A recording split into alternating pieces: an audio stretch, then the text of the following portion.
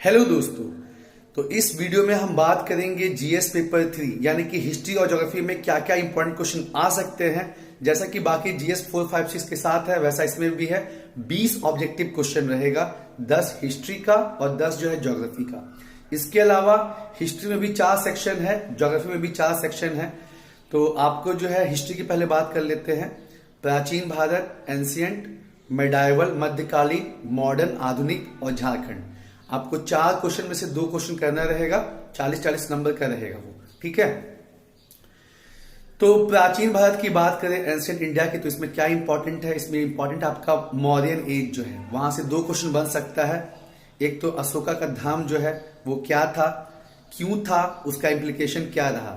दूसरा जो है जो बहुत ही हिट है आपका मौर्यन आर्ट एंड आर्किटेक्चर, ठीक है। एक तो मौर्यन काल से क्वेश्चन बन सकता है। दूसरा जो है गुप्ता एज, गोल्डन एज था कि नहीं, प्लस गुप्ता का जो कंट्रीब्यूशन है लिटरेचर, आर्ट एंड आर्किटेक्चर, ठीक है।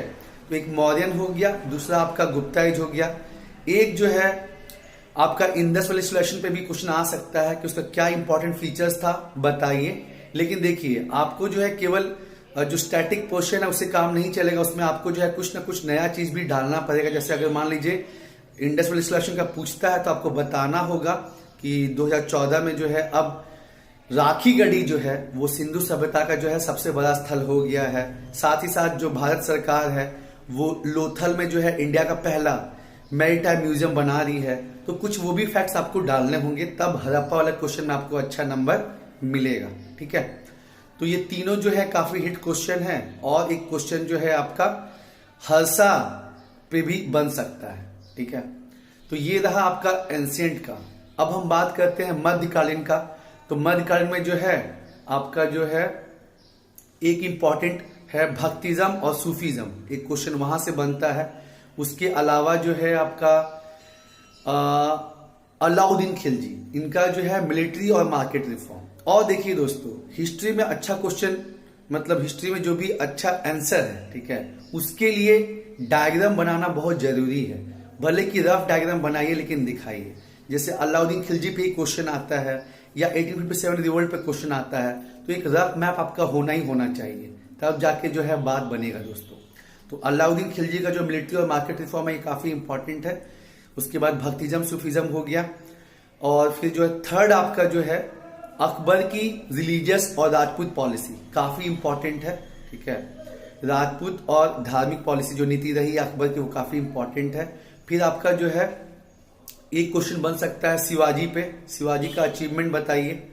तो ये जो है मध्यकालीन भारत से। और आपको दोस्तों 4 में से 2 ही बनाना है। तो मान लीजिए जो एंशियंट, प्राचीन या जो मध्यकालीन सिलेक्ट कर रहे हैं उनके लिए मैं ये क्वेश्चंस बता रहा हूं, ठीक है, कि आप ऐसा मतलब कर लेंगे तो आपको काफी बेनिफिट मिलेगा।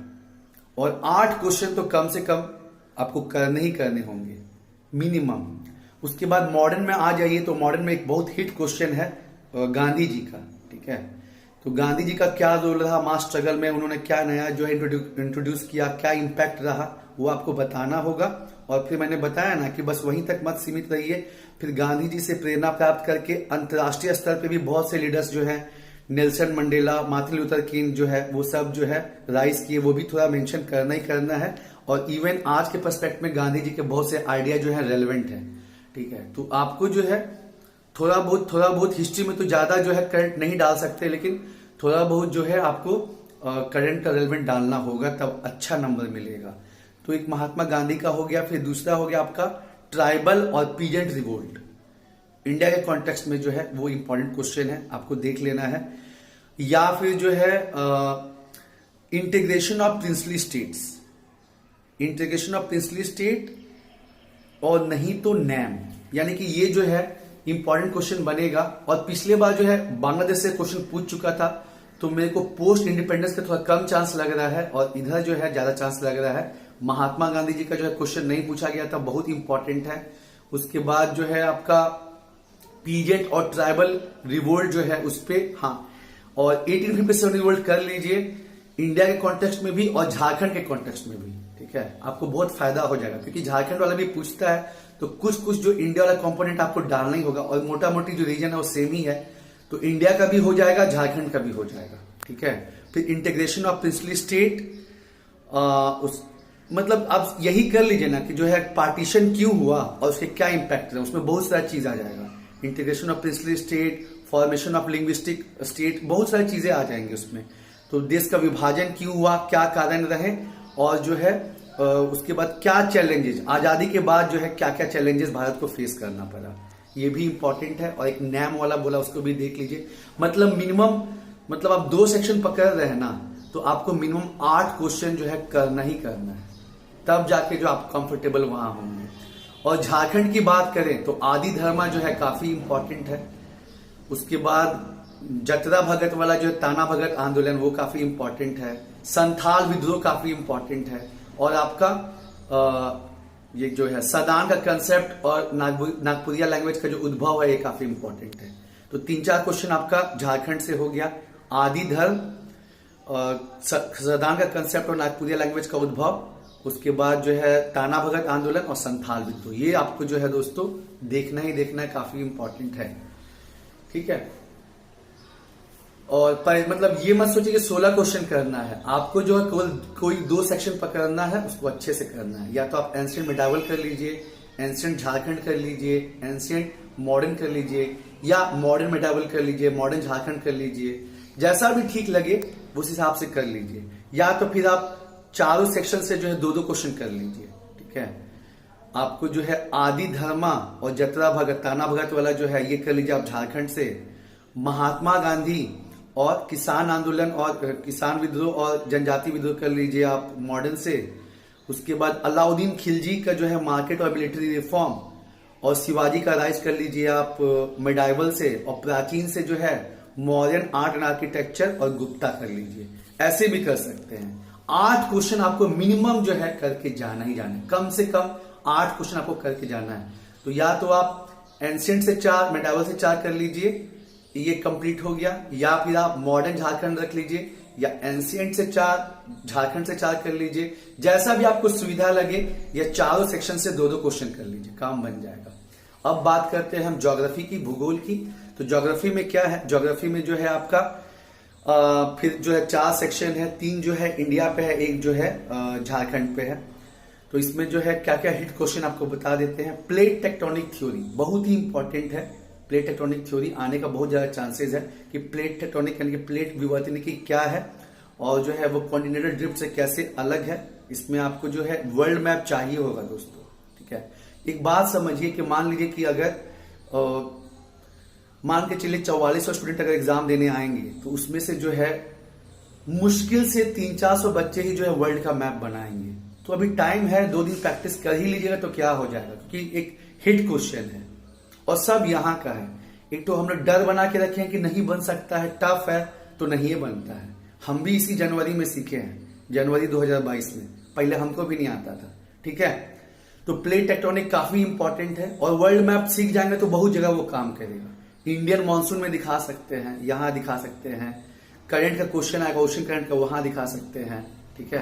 काफी मतलब आपको जो है मददगार साबित रहता है। तो एक आपका प्लेट टेक्टोनिक क्वेश्चन जो है काफी इंपॉर्टेंट है। दूसरा जो है डेविस पैंग। ठीक है। डेविस पैंग जो है cycle of fusion, very very important. ये अक्सर जो है पूछते ही रहता है अलग अलग एग्जाम में। ठीक है। हाँ, थोड़ा जो है जर्मन नाम जो है वो टफ है, लेकिन हम बोले ना कि जब यहां सोच लें कि यार करना है तो हो जाएगा। डेविस पैंग भी हम अभी किए हैं जनवरी में ही। तो उसमें जो है 2 डायग्राम बनाना है। और मेन दिक्कत क्या है, मेन दिक्कत की है जो पैंग जो नाम दिए थे जर्मन नाम। ठीक है। कि कैसे जो है उसमें साइकिल ऑफ फ्यूजन में पढ़ना क्या है कि जो लैंडफॉर्म इरेज होते हैं, पहाड़ पहले बनता है, फिर नदियां उसका जो है इरोजन करती है, अपरदन करती है उस पर। मेन दिक्कत है जो पैंग जो जर्मन नाम दिए हैं उसको याद रखना, जो 5 नाम है। तो उसका हम एक तरीका बताएं। देखिए, स्टार्टिंग वाला जो है वो प्राइमा रंप है, और जो लास्ट वाला है वो एंड रंप है। ठीक है। Prima rump, and rump. और जो बीच में 3 है उसका जो है कुछ ट्रिक बनाए हैं जो ध्यान में आप रख सकते हैं। जैसे आप जानते हैं ना कि बीच में क्या होता है, गली होता है। तो 5 है तो 2 इधर 2 इधर, तो जो बीच वाला है वो है ग्लिच फॉर्मिंग। ठीक है। पहला हो गया प्राइमा रंप, जो लास्ट का हो गया वो एंड रंप। ठीक है। और जो बीच में हुआ उसको क्या नाम है, ग्लिच फॉर्मिंग। और जो सेकेंड नंबर प्राइमा रंप के बाद जो सेकेंड है उसका नाम क्या है, आफत की गेंद और फर्स्टी गेंदे। ठीक है, जो भी नाम हो उसका, लेकिन उसका नाम बना है आफत की गेंद, वो सेकंड है। प्राइमरम फर्स्ट हो गया, आफत की गेंद सेकंड हो गया, थर्ड हो गया आपका ग्लिच फॉर्मिंग, और जो फोर्थ हो गया आपका है अब तक की गेंद, एब्स्टिक गेंदे, और जो फिफ्थ है आपका वो एंड रैम्प है। नाम थोड़ा टफ है, बस नाम का खेल है, 2 गो डायग्राम है, काम खत्म। तो डेविस पैंक जो है काफी इंपॉर्टेंट है। इसके अलावा जो है कोपेन भी जो एक बहुत इंपॉर्टेंट क्वेश्चन है, थोड़ा 2-3 दिन लगेगा, लेकिन एक हिट क्वेश्चन है जो पूछा जा सकता है, कोपेन क्लासिफिकेशन। और जो एनसीईआरटी की क्लास 11 की बुक है दोस्तों, फिजिकल ज्योग्राफी वाली, जबरदस्त है। ठीक है, तो 3 क्वेश्चन जो है फिजिकल का है जो काफी इंपॉर्टेंट है, या तो प्लेट टेक्टोनिक हो गया, या फिर जो है आपका डेविस पैंक हो गया, कोपेन हो गया, हाँ, और एक जो है साइक्लोन वाला जो क्वेश्चन है वो भी इंपॉर्टेंट, मतलब 4 क्वेश्चन हो गया आपका फिजिकल ज्योग्राफी से। और जो आप इंडियन में अगर आ जाइए तो फिर जो है फिजियोग्राफिक डिवीजन हो गया, उसका ड्रेनेज सिस्टम हो गया, मॉनसून हो गया कि क्या क्या फैक्टर्स है जो मॉनसून को इम्पैक्ट करते हैं, और डायग्राम जो है दोस्तों बहुत बहुत जरूरी है। पिछली बार जो है मैंने डायग्राम ही नहीं बनाया था, क्योंकि एक होता है ना कि हम लोग को कुछ ना कुछ अपना एक वीकनेस रहता है, तो डायग्राम से जो है मेरे को भी काफी दिक्कत था, तो हम पिछली बार नहीं बनाए थे डायग्राम, नंबर ही नहीं आया था। ठीक है, तो आपका जो है इंडियन का फिजियोग्राफिक सिस्टम जो 2-3 पार्ट में डिवाइड किया गया है, प्लस ड्रेनेज सिस्टम काफी इंपॉर्टेंट है, और जो मॉनसून है वो तो वेरी वेरी इंपॉर्टेंट है कि जो क्या क्या फैक्टर्स हैं इंडियन मॉनसून को प्रभावित करते हैं, उसका क्या इंपॉर्टेंस है, ये तो आपको जानना ही जानना है। और फिर जो है ग्रुप सी में आप आ जाइए, तो ग्रुप सी में जो है वाटर स्कैरसिटी, जो पानी का दिक्कत है, बहुत बड़ा समस्या बन रहा है इंडिया के लिए। और जो है जल जीवन मिशन पहले तो स्टार्ट हुआ ही था, अब उसको अर्बन के लिए ही किया जा रहा है, हर घर जो है नल का जल, ये मतलब कार्यक्रम चालू किया गया है 2024 तक जो है प्रोवाइड करना है पानी। तो इस पे क्वेश्चन बन सकता है कि भारत में जो है वाटर स्कैरसिटी क्यों है, जल का संकट क्यों है, और जो है क्या कदम उठाए गए हैं। ठीक है, उसमें नमामि गंगे भी बताइए, स्वच्छ भारत अभियान भी, मतलब बहुत सारी चीज आपको लिंक करना होगा यार। ठीक है, क्योंकि समस्या जो है एक तरीके से ठीक नहीं होती है, मल्टी डायमेंशनल अप्रोच चाहिए। और उसके बाद जो है जो वेबर मॉडल है वो भी बहुत हिट क्वेश्चन है ग्रुप सी से, एक वाटर स्कैरसिटी है, फिर जो वेबर मॉडल है, और उसके बाद आप झारखंड में आ जाइए, तो झारखंड में जो है जियोलॉजिकल स्ट्रक्चर, फिर जो है मिट्टी देख लीजिए, और जो है नदियां देख लीजिए, काफी इंपॉर्टेंट है। और जो ट्राइबल प्रॉब्लम है, जनजाति का प्रॉब्लम, वो आपको एकदम अच्छे से पढ़ना है दोस्तों, क्योंकि वो नहीं पूछा गया है इंडिया के स्तर पे भी, और जो है झारखंड के स्तर पे भी। साथ ही साथ भारत सरकार जो है जनजाति प्रॉब्लम खत्म करने के लिए क्या क्या स्टेप्स उठाई है वो आपको बताना है, और जो झारखंड सरकार है क्या क्या स्टेप्स उठाई है वो आपको बताना है। तो ये जो क्वेश्चन है ये बहुत बहुत इंपॉर्टेंट है कि भारत में जो जनजाति है उनकी क्या समस्या है, भारत सरकार ने इसके लिए क्या कदम उठाए हैं, तो इसको आपको बताना है, और इसको आपको एकदम तैयार करके जाना ही जाना चाहिए। तो इतने क्वेश्चन जो हैं वो ज्योग्राफी में इंपॉर्टेंट है। ठीक है, प्लेट टेक्टोनिक हो गया, डेविस पैंक हो गया, कोपेन हो गया, और आपका साइक्लोन हो गया। ये हो गया सेक्शन ए से। जो इंडिया वाला है उस आप फिजियोग्राफिक डिवीजन हो गया, ड्रेनेज हो गया, मॉनसून हो गया, काफी इंपॉर्टेंट है। उसके बाद जो सी है वहां से हो गया आपका वाटर स्कैरसिटी, कैसे ठीक किया जा सकता है, डेविस मतलब आपका वेबर मॉडल। और जो लास्ट सेक्शन है झारखंड का, जियोलॉजिकल स्ट्रक्चर बहुत ही इंपॉर्टेंट है, ड्रेनेज सिस्टम, और जो है फिर आपका जो जनजाति वाला जो समस्या है वो काफी इंपॉर्टेंट है। इसमें भी आप हिस्ट्री की तरह 2-2 क्वेश्चन हर सेक्शन से कर सकते हैं। डेविस पैंक और प्लेट टेक्टोनिक जो है वो फिजिकल से कर लीजिए, मॉनसून और ड्रेनेज सिस्टम या मॉनसून और फिजियोग्राफिक जो है इंडिया से कर लीजिए, वेबर मॉडल जो है वो आप सी सेक्शन से कर लीजिए, और जो डी से है जियोलॉजिकल स्ट्रक्चर, और ट्राइबल वाला तो आपको हर हाल में करना ही करना है, उस क्वेश्चन को आप छोड़ नहीं सकते हैं, क्योंकि आप जानते हैं कि झारखंड में जो है 26% पॉपुलेशन जो है वो जनजाति की है, और पिछले बार 6 जेपीएससी में क्वेश्चन नहीं पूछा गया था, तो इसलिए इसको करना बहुत बहुत जरूरी है दोस्तों। ठीक है, और एकदम पॉजिटिव रहना है, बिल्कुल भी पैनिक नहीं करना है, डेली का 5 क्वेश्चन कीजिए, अभी काम बन जाएगा। ठीक है, 40-45 क्वेश्चन भी हो जाएगा ना तो काम बन जाएगा, उसके बेसिस पे मेंस का जो नैया वो पार लग जाएगा। तो ऑल द बेस्ट दोस्तों, मेहनत होगी जीत होगी। धन्यवाद।